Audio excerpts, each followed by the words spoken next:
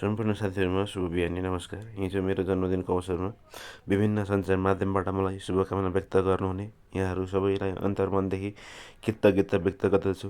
जन्मदिन उमेर पार भएको जनाउँदिने दिन मात्र होइन, यहाँहरूको आशीर्वाद र शुभेच्छा ग्रहण गर्ने दिन पनि हो। म प्रति यहाँहरूले प्रकट गर्नुभएको सद्भावको लागि धेरै धेरै धन्यवाद।